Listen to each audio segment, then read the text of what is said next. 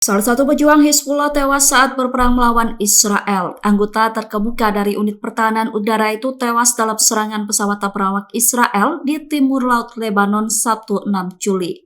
Maeta Mustafa Al-Attar dianggap tentara Israel sebagai sosok kunci pertahanan Hizbullah sebab ia merupakan sumber pengetahuan yang signifikan di unit pertahanan udara Hizbullah.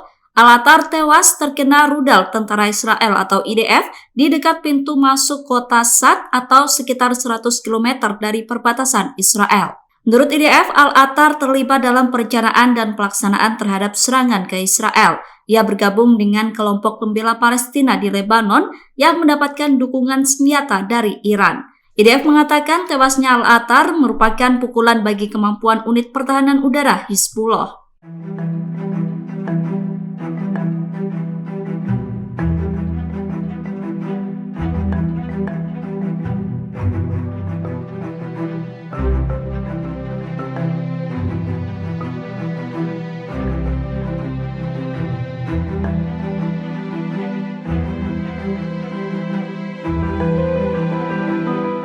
Brigade Al-Qassam merilis video peluncuran sebuah rudal menggempur wilayah Israel. Rudal itu diledakkan di poros Netzarim, sebuah wilayah Israel yang berjarak 5 km dari paradaya kota Gaza. Video itu dirilis pada Sabtu 6 Juli melalui akun Telegram Brigade Al-Qassam. Brigade Al-Qassam menembakkan rudal 107 menggunakan peluru artileri musuh.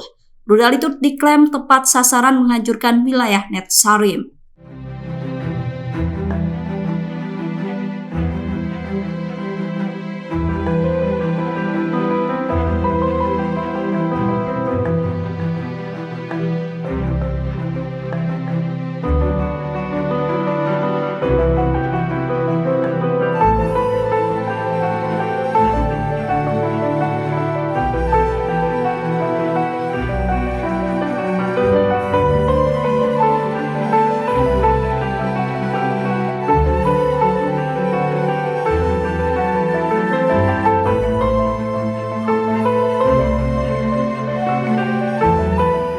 Dua markas besar milik tentara Israel dihujani rudal kelompok perlawanan di Lebanon Hizbullah. Peristiwa itu terjadi pada Jumat 5 Juli kemarin. Hizbullah meluncurkan rudal Katyusha dengan menargetkan markas Zionis di perbatasan Israel Utara. Dua markas besar militer Israel yang menjadi target Hizbullah adalah markas Divisi 91 dan Brigade 769. Markas militer itu terletak di Eilat dan Kiryat Shmona. Serangan tersebut merupakan respon terhadap serangan Israel di Lebanon Selatan yang melukai warga sipil, termasuk di kota Yamar al-Sakif, Kafar Subah, Makba, dan Kayam Selatan. Serangan balasan Hizbullah dikabarkan melukai 2 tentara Israel. Kedua tentara Zionis itu terluka akibat terkena roket yang jatuh di Kiryat Shmona. Pemerintah kota Kiryat juga mengatakan orang-orang terluka akibat serangan itu. Sementara media Israel mengatakan asap tebal mengepul dari pemukiman Shlomi yang menjadi sasaran Hizbullah. Hamas telah menerima usulan Amerika Serikat soal pembebasan sandera Israel. Usulan yang dimaksud adalah terkait memulai perundingan mengenai pembebasan sandera Israel.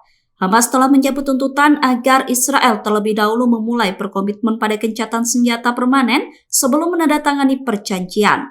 Hamas juga mengizinkan negosiasi untuk mencapai hal itu dalam fase pertama yang berlangsung 6 minggu. Pernyataan itu disampaikan oleh sumber senior Hamas dikutip dari Tribun News melalui Reuters pada Sabtu 6 Juli. Seorang pejabat Palestina mengatakan proposal tersebut dapat mengarah pada perjanjian kerangka kerja jika diterima Israel. Perjanjian juga akan mengakhiri perang antara Hamas dan Israel yang telah berlangsung selama 9 bulan di Gaza. Sementara itu, seorang sumber di tim negosiasi Israel yang berbicara dengan syarat anonim mengatakan ada peluang nyata untuk mencapai kesepakatan.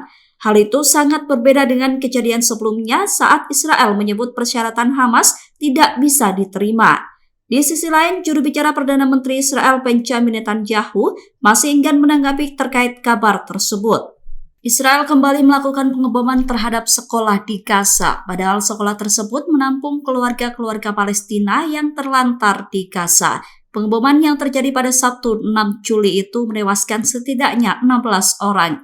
Kementerian Kesehatan Palestina melaporkan serangan itu melukai lebih dari 50 orang. Dalam serangan itu, Israel mengklaim menargetkan Hamas. Sementara Hamas sendiri membantah pasukannya berada dalam sekolah tersebut. Dilansir dari Kompas.com, di lokasi kejadian banyak anak-anak yang ikut menjadi korban bahkan tewas dalam serangan itu.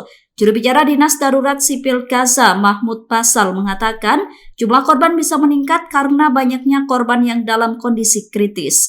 Basal menyebut serangan Israel di sekolah PBB itu menandakan tidak ada yang aman bagi warga Palestina untuk berlindung dari perang.